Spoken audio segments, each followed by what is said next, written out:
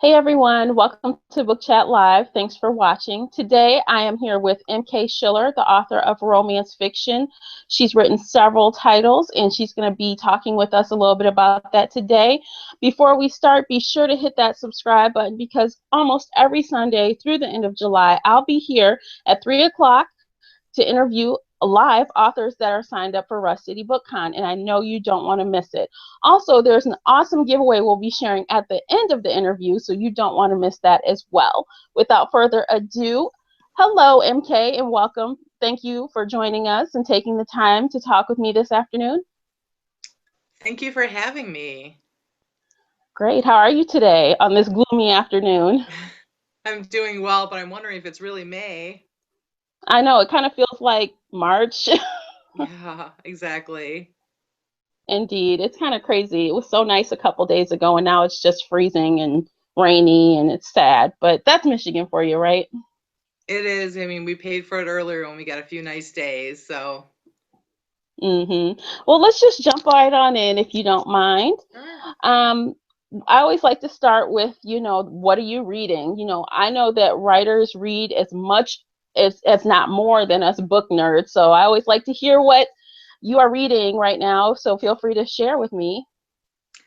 Well, recently I got to go to Vegas for romance, the RT convention, and I picked up a bunch of great books. There are so many that I'm not even sure how I'm going to get through reading all of them. But right now I'm reading Nuts by Alice Clayton. It's really funny. Cool. I haven't heard of that. So it's a new release then? It's pretty new and it's really funny. She writes with a flair and like a sense of humor, and I love laughing out loud. So when if a book can make me do that, I'm a fan.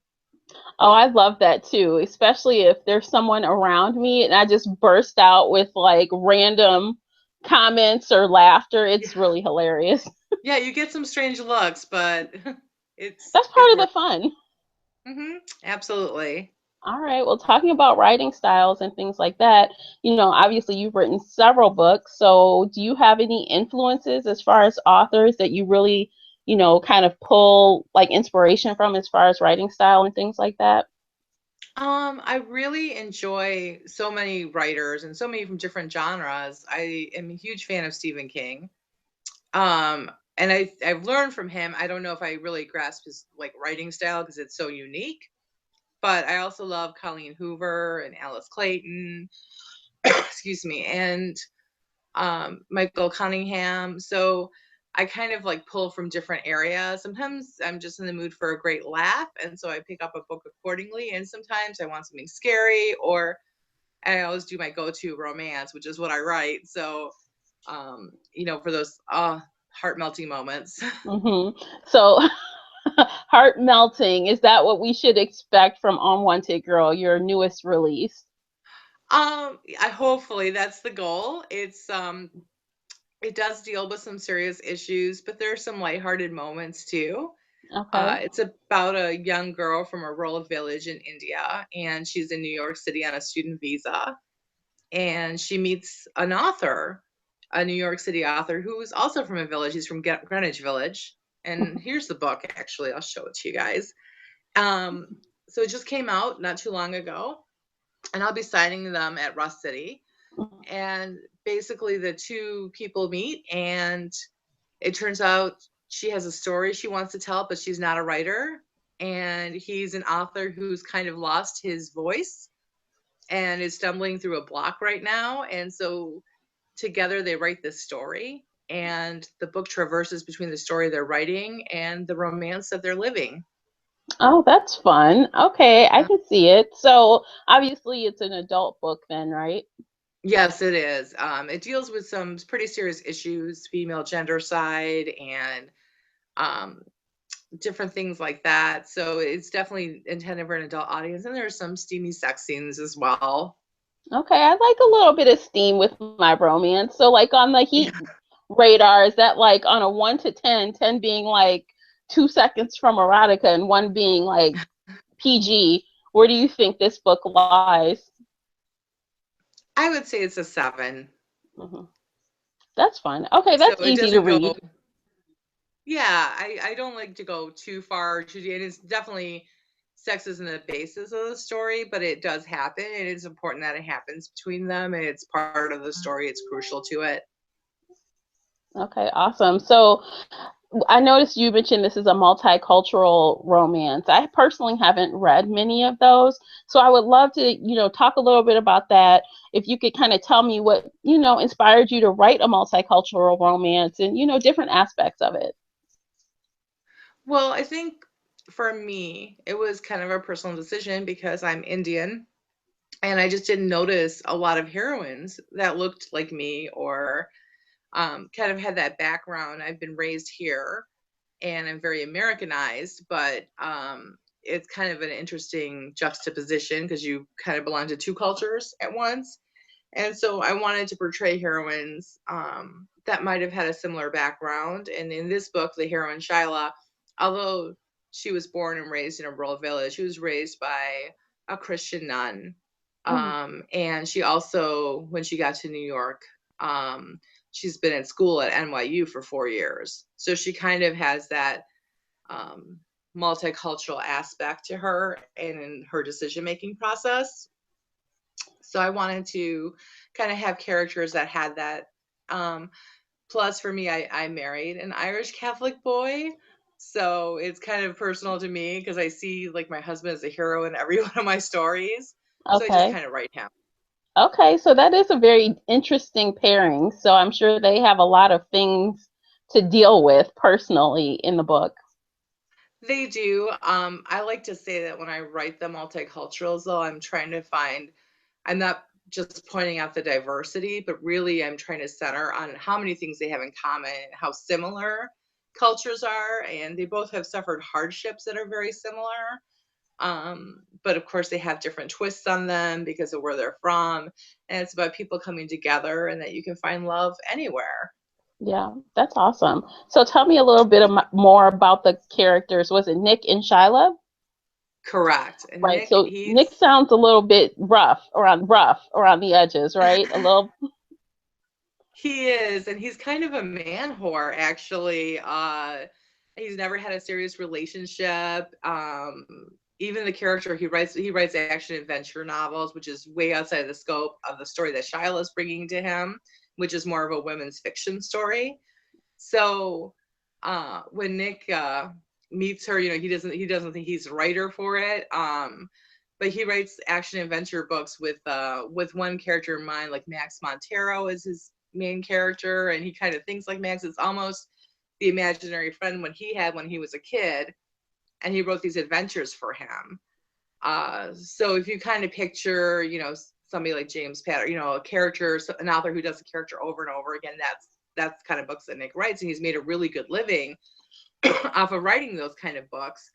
Um, but now Max Montero won't speak to him anymore. They're having irreconcilable differences.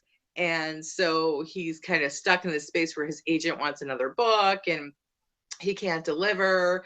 And he's kind of lost his passion for writing, especially because he's also, on top of everything else, he's also a recovering addict. And so he almost credits the use of his drug as part of the reason why he was able to produce so many books in such a short time. And now that he's recovering, he doesn't have the same passions, but he knows like the answer's not going back. And so this girl, Shyla, she delivers his sandwiches because he's kind of introverted, as most writers are, as I am. Mhm. And so as she delivers his sandwiches, it's a period of over a year. Of course, the book doesn't go over the whole year, but they just exchange little pleasantries here and there. And then one day she decides that she does kind of have a crush on him and she's going to explore it. And so she says, "Hey, I have a sandwich for myself. Why don't we eat together?" So they start eating together. They're just two lonely people in a big city. And when she finds out he's a writer, she starts telling him about the story she's writing. And he's like, everyone's got a story.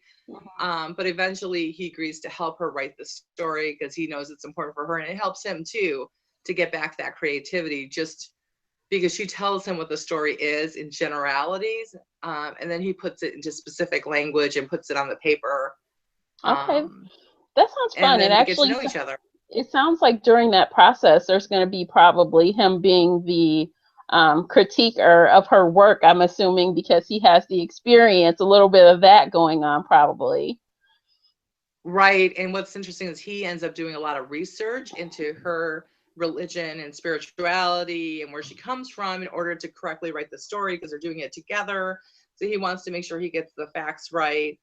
And so he discovers there's so many similarities too, because he's, you know, an Irish Catholic boy. He's grown up Catholic, and just between the two religions, there's similarities. So he writes about those, and then she's really happy to kind of be the voice to say, you're right, I never realized how similar that was. And slowly they start developing a relationship. And as the book draws to a close, Shiloh's visa is also going to run out. Oh, So okay. that's kind of the point that they're getting to and they're both dealing with, because of course, you know, things get a lot deeper than neither one of them intended for it to happen. Right, absolutely. Well, it sounds like both of the characters are pretty um, two-dimensional. Like they have a lot going on and they seem very dynamic. And that's exciting to read about because I like to hear when there's a lot of layers to the story and it's not, just all about the writing. It's about, you know, them together. It's about, their history and their cultures. And it's a lot of things pulling in. And so that appeals to me, absolutely. Right. And for Nick, I mean, he's not misogynistic per se, but he definitely, she opens up a world to him where he realizes, you know, how heroic women really are. I mean, he's always known this, but he sees, you know, the women in his own life and how heroic they are. And he sees Shyla and the things that she's done, leaving her family, leaving her country and coming here to study, and then going back again. So he has great respect for her. She really opens up some doors to him.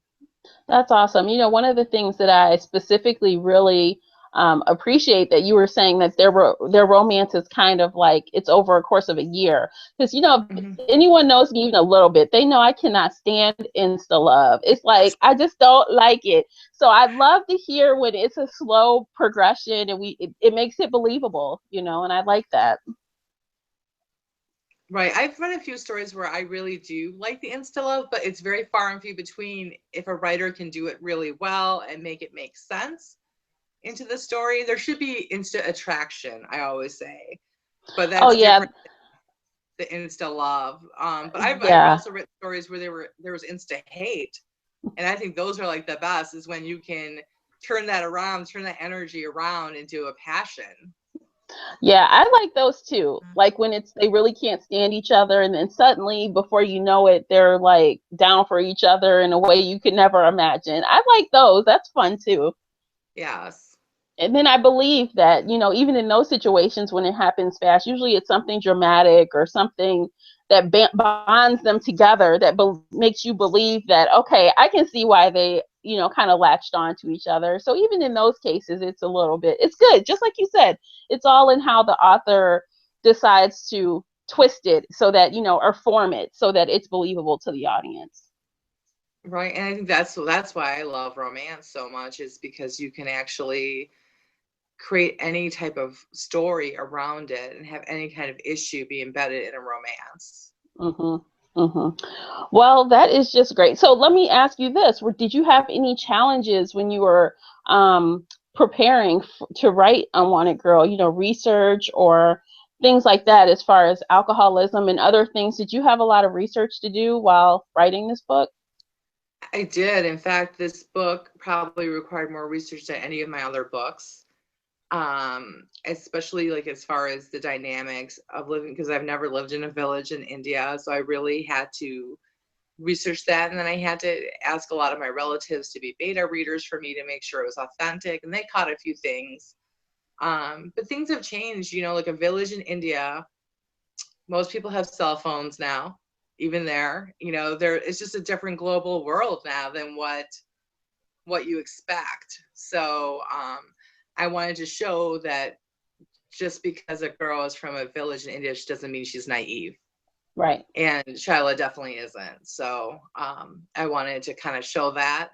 aspect of it. Of course, she is unique, you know, unique for where she comes from and everything, but I think I put enough to the story to explain that. So yeah, I did have to do a lot of research on that. Had to do a lot of research about New York City and its layout, because Nick is kind of almost old fashioned. Like, he loves historic places. So he takes her on a walk through the village and shows her all the different places where, you know, great authors before him had sat and drank coffee and came up with brilliant stories. So he kind of shares that part of his life with her. Um, so yeah, and then of course the aspect, he's a meth addict, or he Oh, was a meth. math. Oh, oh, Yes, so it was oh, pretty that's serious. serious. Right, and I had to kind of explain that too, like why he didn't even realize he was an addict until it was too late. You know, and what his rock bottom was.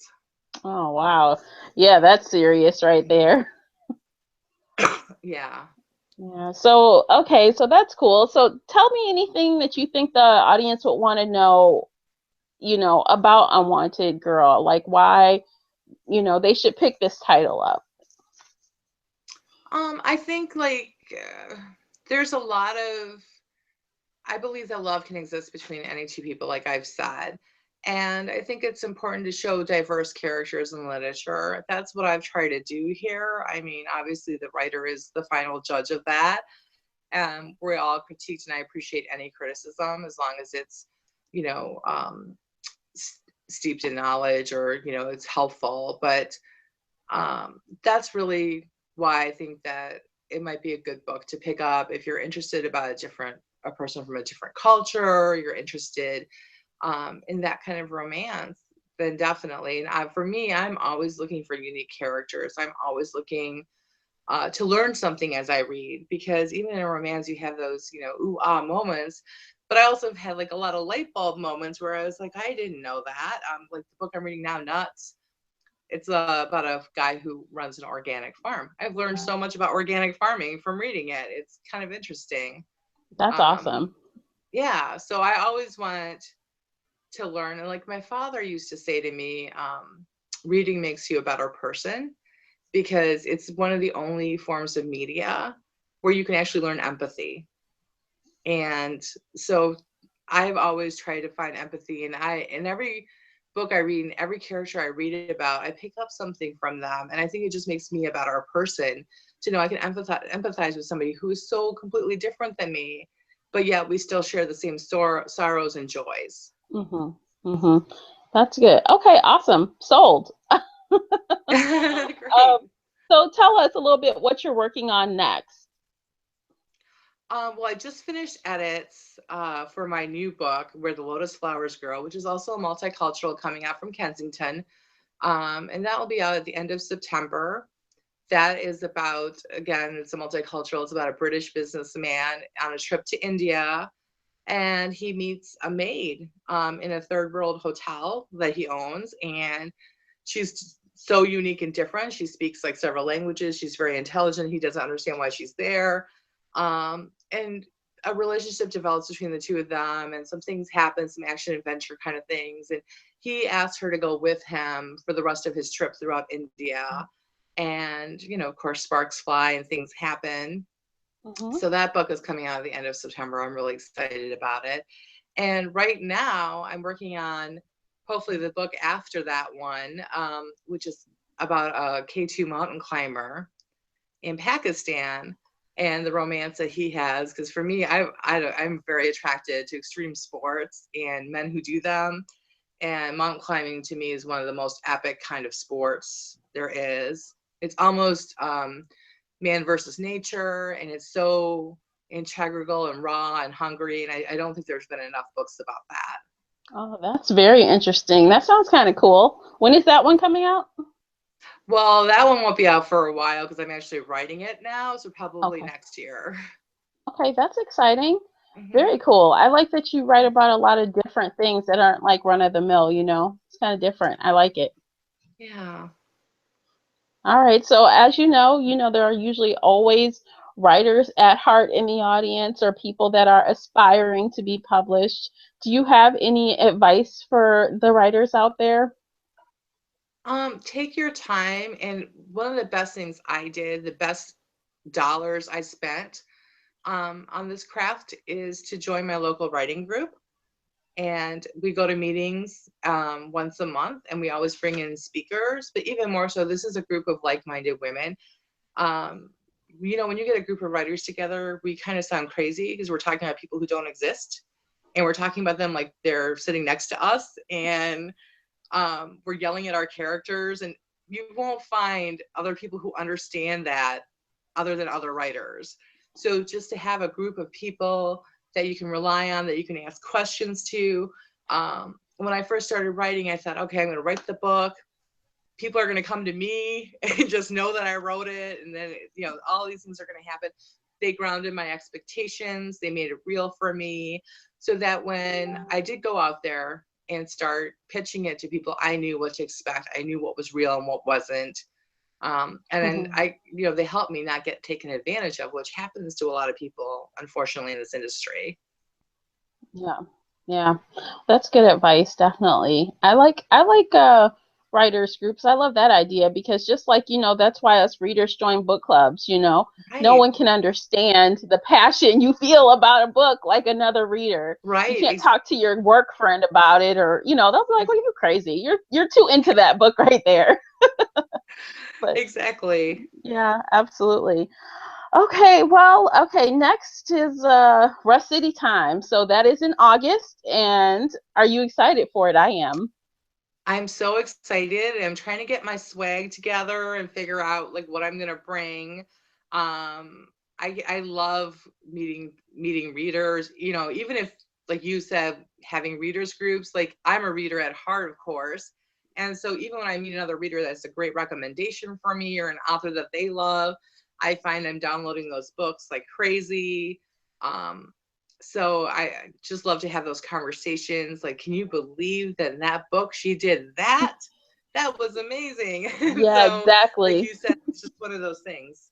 Yeah, absolutely. So are you only gonna have Unwanted Girl to sign, or will you have some of your other books as well? No, I'll have I Want a Girl, but I'll also have this book, which is a little bit more racy, the other P word. It's a lot different, but I'll have a couple of different books there with me.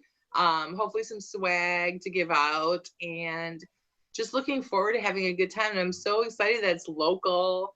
So I'll get to meet local readers too, hopefully. And that's just a lot of fun. And a lot of my friends are going to be there because it's local. So that's always a blast, hanging out with, other writers. Oh yeah, absolutely. And since a lot of people are going to be local, but maybe not specifically to this area, I thought maybe we could talk a little bit about the Troy area because for me, it's only like 20 minutes away. I think you're probably a little close to there as well. Maybe we can just like my favorite thing to do in that area. I'd love to eat. I'm a foodie. Outside of books and food and drink. So I totally recommend, for people to check out the downtown Royal Oak area or the downtown Birmingham area. There's lots of restaurant options and cool things to see. I don't know. What about you? What do you like to, do locally in that area? Yeah, I would definitely recommend checking both those areas out. Also, downtown Rochester is pretty nice too. They have a lot of little shops that are specialty shops, like candle making shops and soap shops, things that are unique and homemade. In Royal Oak, there's a really cool chocolate shop that makes its own specialty chocolates, just like what you had said, food and books. And I would just add to that wine and chocolate. Mm, Um, I love those wine are and like, chocolate. exactly. So once you have all those ingredients, it's like lock me up in a cave and don't knock on the door. Yeah, I hear you because I usually have a red wine. I've been drinking Cabernet Sauvignon like the last year. Like that's the only thing I drink, like different variations, different companies, different wineries, but I'm always drinking that wine. It's like addictive. I know, I'm a red wine junkie too. I prefer red.